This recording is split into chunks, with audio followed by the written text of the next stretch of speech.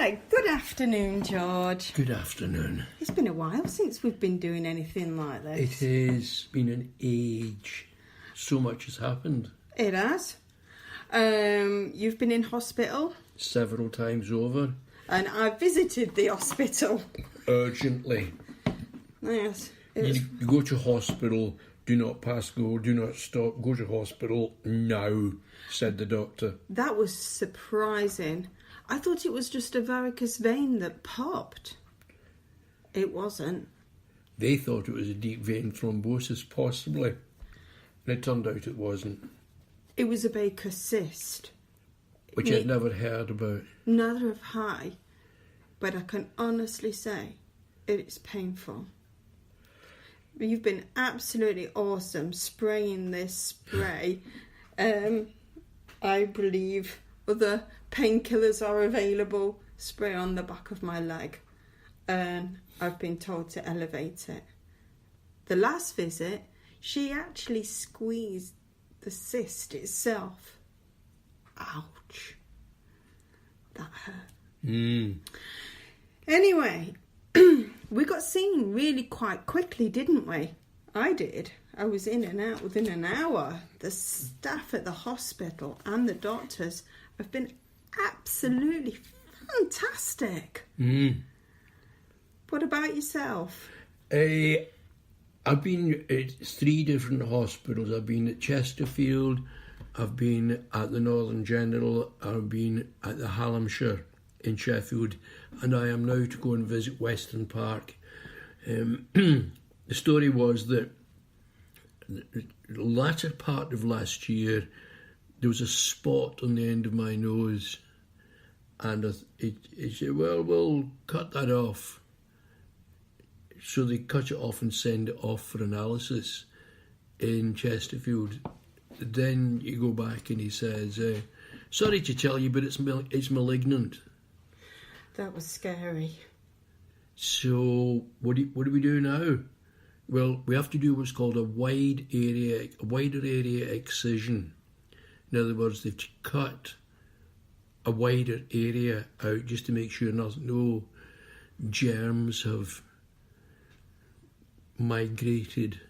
But you couldn't have that operation straight away, could you? Well, I then got a phone call from the surgeon himself in Sheffield who said, sorry, we can't do the operation yet because you've got an aortic stenosis, a serious aortic stenosis. What's that? So that's a tightening of the valve, or not of the valve, of where the artery aorta goes into the heart. Yeah.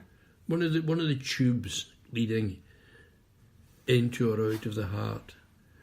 So the first piece of surgery I had was under local anaesthetic,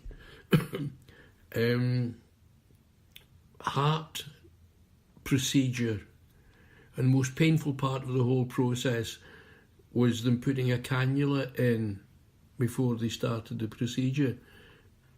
And I've had cannulas in before, so it was no more painful than any other cannula, but that was the only part, the only discomfort. There's all sorts of conversations going on during the procedure. The surgeon came from Malta. Oh, I've been in Malta. I've been on Maltese television, says I in the middle of the operation. Then the nurse is busy. We have a conversation about podcasting going on in the middle of the surgery, the procedure. And she said, oh, I'm deeply into podcasts. You want to listen to the Infinite Monkey Cage that comes from Radio 4.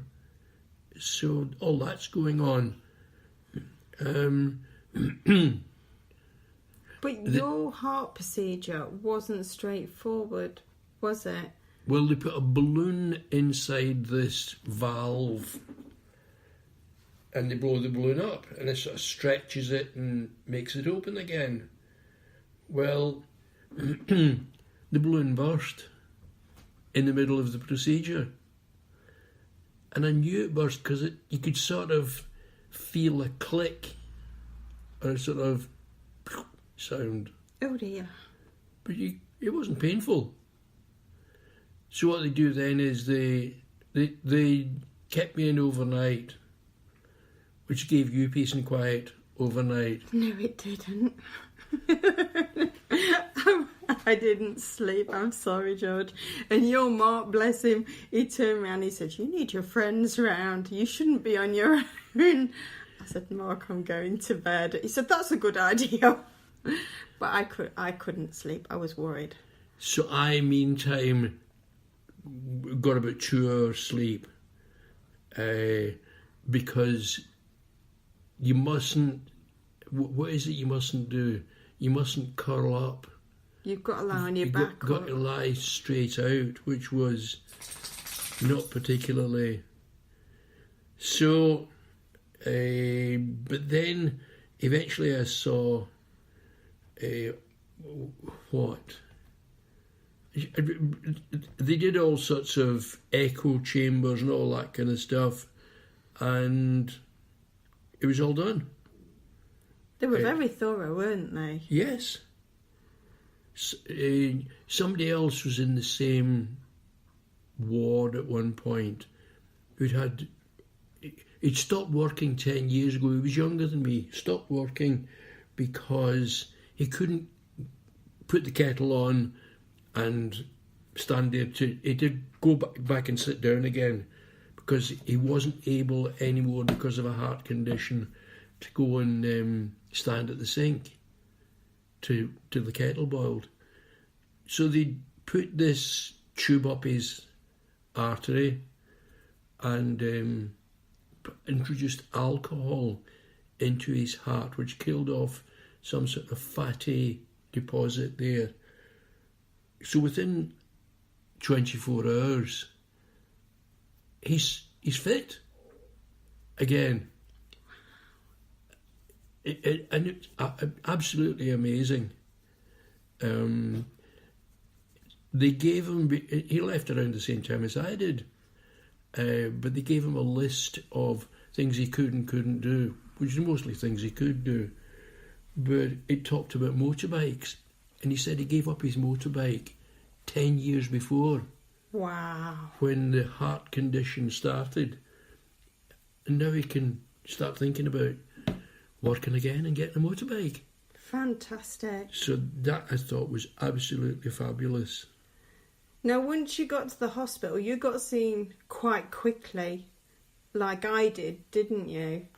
It was like as soon as you went into the pre-op and just before they took you down for surgery, it was really quite quick, I thought. This is when I had the second piece of surgery. This is to do this wider area excision. They have to, and on that occasion, you do go to sleep. Yeah. And this wasn't at the Northern General, this was at the Hallamshire. Fell asleep, had the surgery, woke up again after the surgery was done, and within a couple of hours, one of the registrars is busy saying, "Can I try out this ultrasound on you? Because I'm just learning how to use it." And I thought he was having me on. But he also said, "Right, the other thing I'm going to do, close your eyes and I'm going to touch your forehead." So I closed my eyes and he touched my forehead. He said, "You open your eyes again now." And he said to me, "Actually, I didn't touch your forehead, I touched your nose." I said, "No, you're having me on. That can't possibly be right." And he said, "No, because they've taken some skin from your forehead and twisted it down and put it over your nose, then the nerves you've got a teacup handle on your forehead, but which at a later date they then cut off." I think they should have left that. It'd have been a really good fashion statement. Not at all. But he said, "I touched your nose and you can feel it on your forehead." And the nurses, he then told in ward round about this, and they all freaked out about it. They didn't freak out when I sat on my buzzer late at night, because nurses came running. Yeah. Is she walking off? Come here. The dog's squeaking with her toy. She's not happy I've taken it off her. She can have it in a bit. So, but you've had the teacup handle removed now. that was the third piece, the third operation. Again, I was wide awake for that one. And at some point, I thought the surgeon was talking to himself. And I thought, because I was awake, but I had pads over my eyes. Yeah. And I said, I'm sorry to ask a daft question, but is somebody with you? Or are you on your own? And another registrar was at the side of me and said, no, I'm here. And this was the surgeon sort of letting it be known what he was doing. Yeah. But I thought he was busy talking to himself. So it's very good. Excellent. Amazing things they do now. And they were talking about other things other than what they were doing, the nursing staff, you were saying. The nursing staff were doing stuff about, well, I'm working Tuesday and she's working Thursday. And we went shopping at Meadowhall last weekend, and so on and so on. And you discussed makeup? Well, the nurses were having this conversation about men going on stag nights wearing fishnet tights. So with my eyes closed and pads in my eyes, I said aloud, I can't believe I'm sitting here in surgery, as he cut off the teacup handle, and he's busy in the middle of doing it at this point. I said, I have to tell you that I'm about to address balls of a district council elected members on the subject of transgender issues. And the surgeon muttered, oh, you'll want some eyeliner for that. The nurses then said, oh, if you need to learn how to use eyeliner, we can show you how to do that. At which point I said, I've been using eyeliner for years. I think I know what I'm doing by now. So the last time I went to see the surgeon last week, because he sort of brought me in again to sort of just figure out what we do next. Do we do some more stuff or do we not bother? And so I said to him, just to let you know, the follow-up from the operation, I did address balls of a district council elected members. No eyeliner was required, much more than usual, but it's amazing what you can do with just a little bit of foundation and a little bit of concealer. No problem. So it all went well. Brilliant.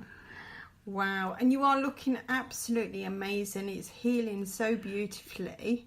One of the things that happens is that Chesterfield have said to me, we will see you every 3 months for the next 5 years to check up on you. Yeah. I've said to you that my father had some sort of heart conditions going on. So you've got me for another 20 years. When I said that, one of the doctors said, oh no, that'll be another 40 years. Awesome. And I said, well, that would make me 110 years old, which is maybe a bit optimistic.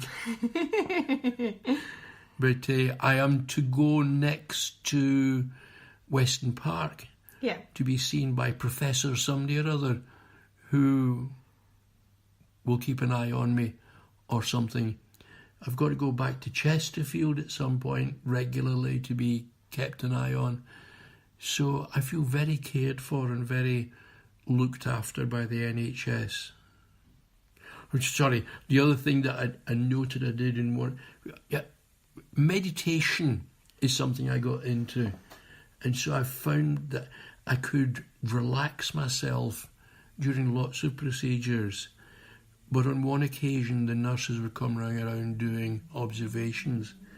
And one of the nurses said, "Have you stopped breathing?" I said, "I'm just, meditating, mindfulness and all that kind of stuff." She said, "I'm trying to count your breathing." So it's not very helpful. So you had to stop. Yes. Right, but so we've had good experiences of the NHS. Absolutely fantastic experiences. Your most recent one, you went back to work too early. I honestly thought my leg was all right. I really did. I managed the first shift. You drove me there, no problems. Got to another setting where I had to drive for an hour, and I could feel it. And I was like, ooh, bit of an ache going on there. And then, did my shift, then got home, and I was like, ow, I can feel it pretty badly. I was booked on to do overtime, but I had a day off on the Saturday, so I elevated my leg, did like I was told to do the first time, and I'm not going to let my colleagues down. I don't do that, and I want to work. So went on Sunday, and I thought, I've got to confess. I've got to tell them the truth. I said, I'm not going to lie. I am in pain. Went back to the doctors on Monday, and I said, could you have a look in case it is my vein? Just in case. Because I've got this thing in my head. Because I can see my vein, you know what I mean? And she said, lie on the bed. So I lied on the bed, let her have a look at my leg. And she went and squeezed the... I was like, oh, gosh. Yep, you found it. That hurt. Oh, gosh. And I thought, yeah, I've gone back too soon.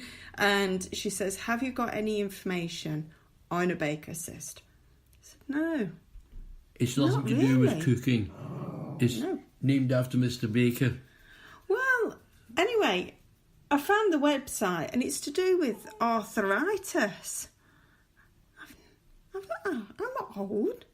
Well, we need to find out more about it. We need to do some studying. So, anyway, I rang up the helpline and the gentleman on the phone, and I explained what had happened and how I'd driven, and he says, you can't drive at the moment. You can't drive. But you have today. Yeah, I know it's about 300 yards you drove because your car went in for service. I could feel my cyst. Yeah. On the seat, and I thought, no, I can't drive. You got out of the car and said, that was not the best idea I've ever had. No. So, and he also said, sitting down. I've got to sit down, and at this moment in time, feet up. But I'm going to have a go. I need to have a go with the water again. So that's the doctor tonight. Recommended water. I need exercise as well. I need to get right. But I can only go as fast as my body will go. And you're written off work for the next... 2 weeks. 2 weeks. And I thought, I'm going to have to accept. And that's it. So you woke up this morning with your hurry up head on and said, we're doing this, we're doing that, we're doing the other, and I've got to... Well, I am doing an online course, George. It's my leg that's shot. The rest of me's still quite functional. When did you discover this online course? This one? Oh, I get emails all the time because I do plenty of courses through them. And they're absolutely fabulous. I haven't been scammed this time. Not like the last organisation that I went to. A whole other story. Definitely, and one that I will not be recommending. The name of that organisation will be at a later date. But I have done courses through Future Learn, and they have been very, very good.